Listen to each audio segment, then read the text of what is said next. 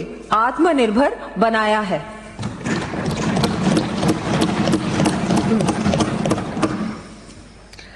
जैसा कि अमेरिकी लेखक बेंजामिन फ्रैंकलिन ने कहा है, without continual growth and progress such words as improvement, achievement and success have no meaning।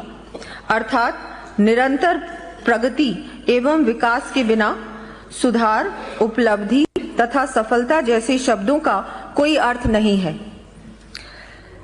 इसी भावना के साथ हमने उद्योग, शिक्षा, स्वास्थ्य, इंफ्रास्ट्रक्चर जैसे क्षेत्रों को महत्व देते हुए सशक्त व आत्मनिर्भर विकसित राजस्थान एट 2047 की परिकल्पना की है। हमने इसे साकार करने के लिए राज्य को पिछली सरकार के वित्तीय कुप्रबंधन से उबारने के साथ अर्थव्यवस्था को और अधिक सुदृढ़ बनाने की दिशा में निवेश को प्रोत्साहन भी दिया है।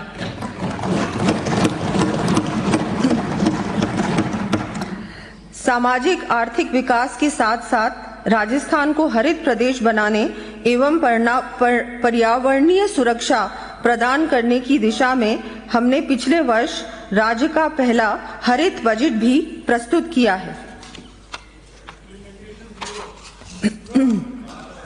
मुझे सदन को अवगत कराते हुए हर्ष हो रहा है कि हमारे द्वारा किए गए स्ट्रक्चरल रिफॉर्म्स एवं कुशल वित्तीय प्रबंधन से जहां एक और पिछली सरकार के अंतिम वर्ष की तुलना में प्रदेश की अर्थव्यवस्था का आकार 41.39% बढ़कर वर्ष 2026-27 में 21,52,100 करोड़ रुपए अनुमानित है।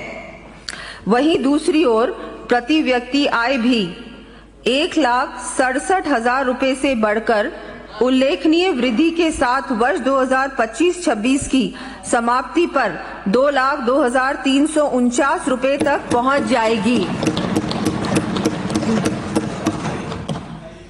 इस प्रकार हमारी डबल इंजन सरकार के साझा प्रयासों एवं ठोस कार्य योजना से प्रदेश की अर्थव्यवस्था को और अधिक रफ्तार मिली है, जिसका सीधा लाभ 8 करोड़ प्रदेशवासियों को मिल रहा है।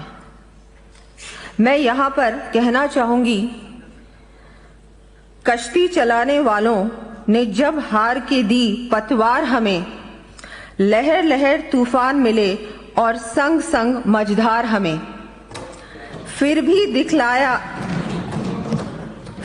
दिखलाया है हमने और आगे भी देंगे। इन हालातों में आता है दरिया करना पार हमें।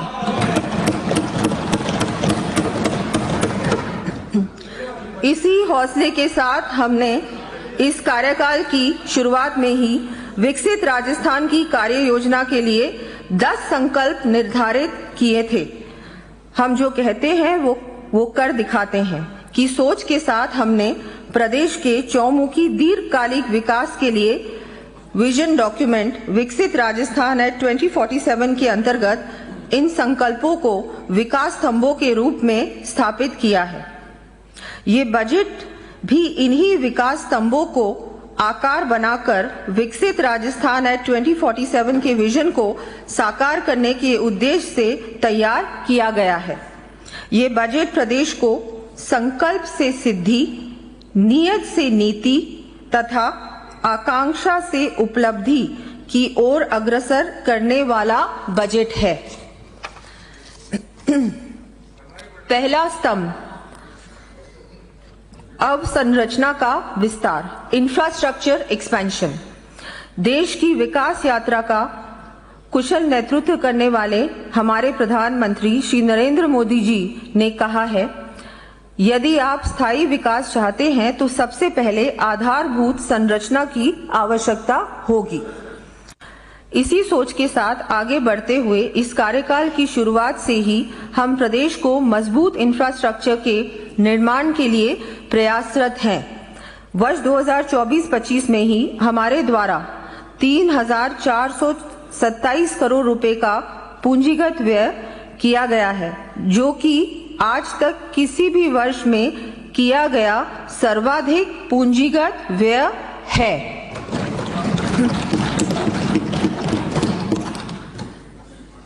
सड़क। विकसित राजस्थान एट 2047 के विजन को करने के लिए सुगम व बाधा रहित परिवहन तथा यातायात के लिए रोड नेटवर्क का सुदृढ़ीकरण, लेवल क्रॉसिंग को समाप्त करना, बाईपास निर्माण, सड़क सुरक्षा के लिए ब्लैक स्पॉट्स का सुधार, इंटेलिजेंस ट्रांसपोर्ट सिस्टम का विस्तार तथा औद्योगिक विकास के लिए पहुंच मार्गों का निर्माण व विकास हमारी प्राथमिकताएं हैं।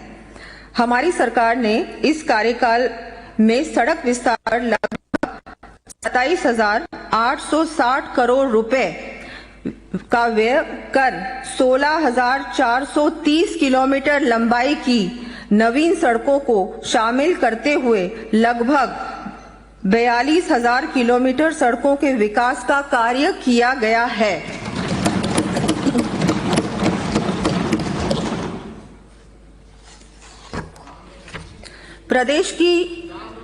प्रदेश के शहरी व ग्रामीण क्षेत्रों में आवागमन को सुगम बनाने के लिए state highways, RUB, flyover, elevated roads, bridges आदि के निर्माण, मरम्मत व उन्नयन संबंधी कार्य लगभग 1,800 करोड़ रुपए की लागत से कराए जाने प्रस्तावित हैं। इन कार्यों की सूची मैं सदन के पटल पर प्रस्तुत कर रही हूं।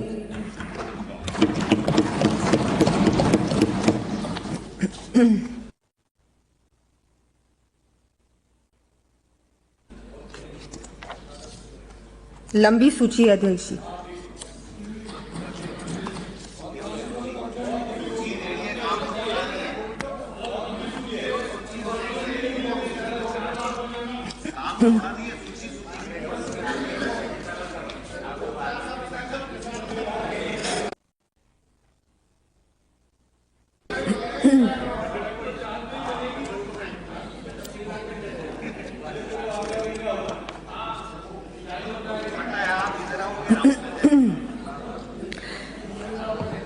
प्रदेश में नवीन सड़कों के निर्माण के साथ साथ वर्तमान सड़कों के सुदृढ़ीकरण व नवीनीकरण की आवश्यकता को देखते हुए नॉन पैचेबल व क्षतिग्रस्त सड़कों के लिए 1,400 करोड़ रुपए तथा मिसिंग लिंक सड़कों के लिए 600 करोड़ रुपए का प्रावधान किए जाने की मैं घोषणा करती हूं।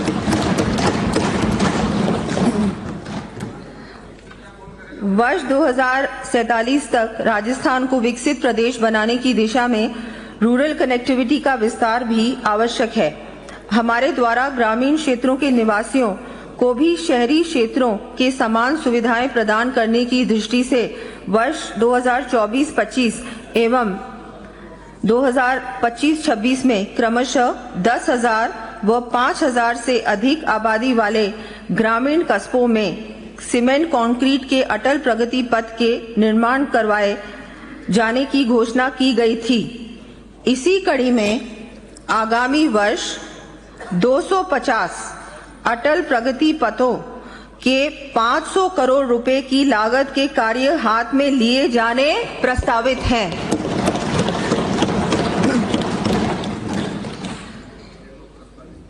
प्रदेश में तीव्र औद्योगिक विकास के लिए धर्मपुरा बाड़मेर, मसूदा ब्यावर, कन्याखेड़ी भीलवाड़ा सहित विभिन्न औद्योगिक क्षेत्रों एवं लॉजिस्टिक पार्क्स के पहुंच मार्गों के विकास के लिए 400 करोड़ रुपए का व्यय किया जाना प्रस्तावित है।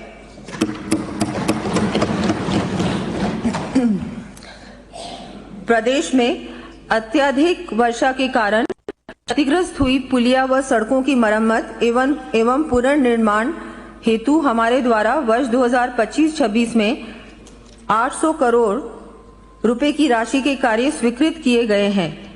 इसी कड़ी में आगामी वर्ष भी मॉनसून उपरांत सड़कों की मरम्मत के लिए 500 करोड़ रुपए का प्रावधान किया जाना प्रस्तावित है। साथ ही 11 बीओटी सड़कों के 500 किलोमीटर लंबाई में लगभग 435 करोड़ रुपए की लागत के सुदृढ़ीकरण एवं नवीनीकरण के कार्य करवाए जाएंगे। हमारे द्वारा गत बजट में राज्य के 20 लेवल क्रॉसिंग रेलवे फाटकों पर आरओबी निर्माण के लिए डीपीआर बनाए जाने की घोषणा के क्रम में प्राप्त फीजिबिलिटी के अनुसार आगामी वर्ष 15 लेवल क्रॉसिंग्स पर आरओबीज के साथ ही प्रदेश के अन्य स्थानों पर आरओबीज बनाए जाएंगे। इन पर 920 करोड़ रुपए से अधिक का व्यय किया जाएगा। इसके अतिरिक्त प्रदेश में 26 लेवल क्रॉसिंग रेलवे फाटकों पर आरओबी निर्माण के लिए डीपीआर बनाया जाना भी प्रस्तावित है। इन आरओबीज की सूची मैं सदन के पटल पर प्रस्तुत कर रही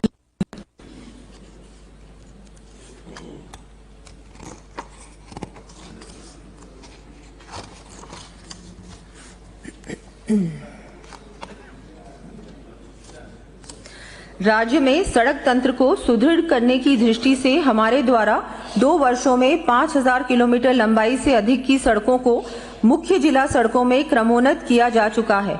इसी क्रम को आगे बढ़ाते हुए आगामी 2 वर्षों में 1000 किलोमीटर लंबाई से अधिक की सड़कों को राज्य राजमार्गों में एवं 2000 लंबाई से अधिक की सड़कों को मुख्य जिला मार्गों में क्रमोन्नत किए जाने की मैं घोषणा करती हूँ। राज्य राजमार्गों के सुदृढ़ीकरण हेतु स्पीड वायलेशन डिटेक्शन सिस्टम व वेरिएबल मैसेज साइन बोर्ड को सम्मिलित करते हुए इंटेलिजेंट ट्रांसपोर्ट सिस्टम आधारित लगभग 500 किलोमीटर लंबाई के स्टेट हाईवेज में पुलिया व बाईपास 2700 करोड़ रुपए से अधिक की लागत से विकसित किए जाएंगे। इन कार्यों की सूची मैं सदन के पटल पर रख रही हूं। साथ ही सुरक्षित आरामदायक व सुविधाजनक यात्रा के लिए इन राज्य राजमार्गों पर वे साइड अमेनिटीज भी विकसित की जाएंगी। माननीय अध्यक्ष महोदय, प्रदेश में सड़क दुर्घटनाओं में प्रतिवर्ष औसतन 1700 से अधिक व्यक्तियों की मृत्यु होना चिंता का विषय है। हमने सड़क दुर्घटनाओं में होने वाली मृत्यु में वर्ष 2047 तक 90% कमी लाने का लक्ष्य निर्धारित किया है। इसकी प्राप्ति के लिए राष्ट्रीय राज्य राजमार्गों एवं शहरों में सुदृढ़ इंटेलिजेंट ट्रैफिक मैनेजमेंट सिस्टम के लिए चरणबद्ध रूप से लगभग 2000 कैमरे 100 करोड़ रुपए की लागत से स्थापित किए जाएंगे। ब्लैक स्पॉट्स के दुरुस्तीकरण, जंक्शन सुधार, क्रैश बैरियर, सड़क सुरक्षा बोर्ड, रोड सेफ्टी ऑडिट, अतिक्रमण हटाने व सड़क सुरक्षा संबंधी कार्य हाथ में लिए जाने प्रस्तावित हैं। इस हेतु 100 करोड़ रुपए व्यय किए जाएंगे। प्रदेश में ड्राइविंग लाइसेंस के लिए समस्त 35 ड्राइविंग टेस्ट ट्रैक्स का ऑटोमेशन किया जाना प्रस्तावित है।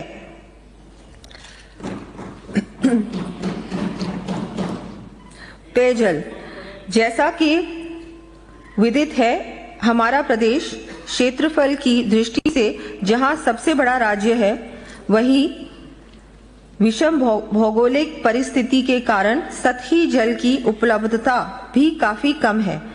ऐसी स्थिति में समस्त प्रदेशवासियों को पर्याप्त मात्रा में स्वच्छ पेयजल उपलब्ध करवाना एक चुनौतीपूर्ण कार्य है।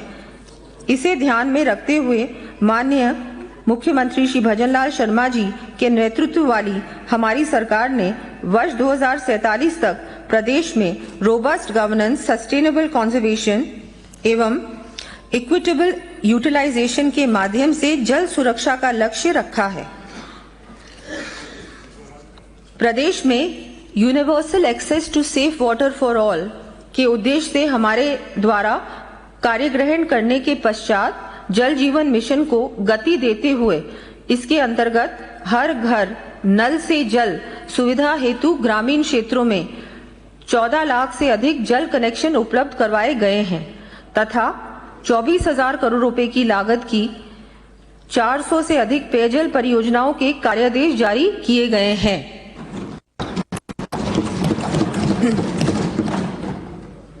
साथ ही परवन अकावद परियोजना के अंतर्गत 12 कोटा एवं झालावाड़ के लिए 3,500 करोड़ रुपए तथा नवनेरा परियोजना के तहत कोटा व एवं बूंदी के गांवों को पेयजल उपलब्ध कराने के लिए 1,100 करोड़ रुपए से अधिक के कार्यादेश जारी किए गए हैं।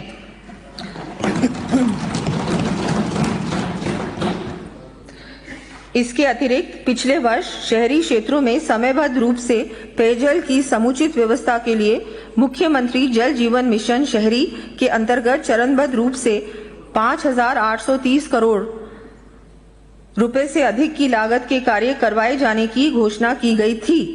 इसी कड़ी में मुख्यमंत्री जल जीवन मिशन शहरी योजना का दायरा बढ़ाते हुए प्रदेश के समस्त शहरों के मास्टर प्लान में दर्शाए गए पेरी अर्बन एरिया के 6,245 गांवों को सम्मिलित किया जाएगा। इसके लिए 5,000 करोड़ रुपए का व्यय कर चरणबद्ध रूप से पेयजल आधारभूत संरचना संबंधी कार्य करवाए जाने प्रस्तावित हैं।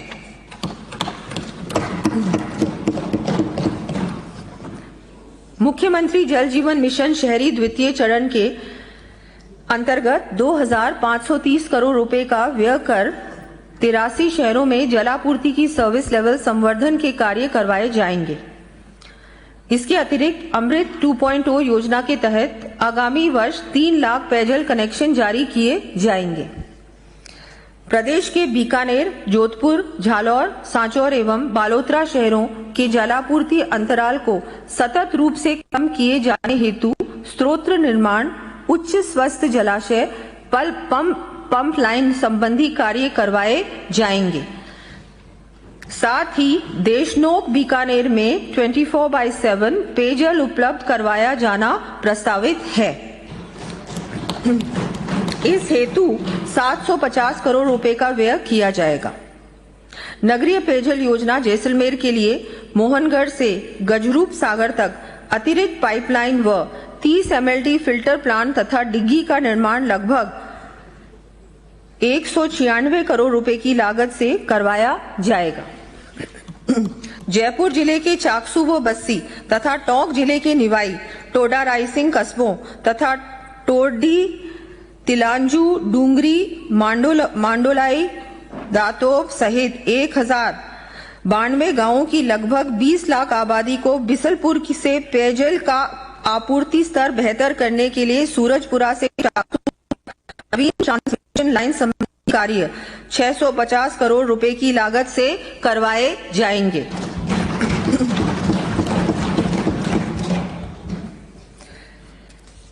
प्रदेश के विभिन्न क्षेत्रों में पेयजल उपलब्ध करवाने के लिए 160 करोड़ रुपए से अधिक के कार्य करवाए जाएंगे। इन कार्यों की सूची मैं सदन के पटल पर प्रस्तुत कर रही हूं।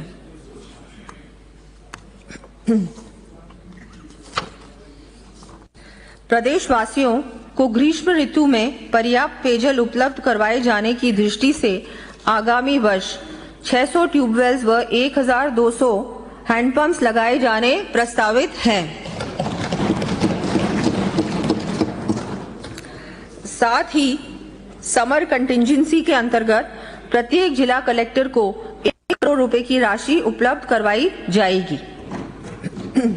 प्रदेश में सशक्त जल प्रबंधन की दृष्टि से जयपुर में सेंटर ऑफ एक्सीलेंस की स्थापना 10 करोड़ रुपए की लागत से की जाएगी। साथ ही bureau of water use efficiency की स्थापना कर जयपुर में HCM, रिपा सचिवालय एवं जल भवन में पायलट बेसिस पर वाटर डिस्ट्रीब्यूशन एफिशिएंसी की संवर्धन संबंधी कार्य करवाए जाएंगे।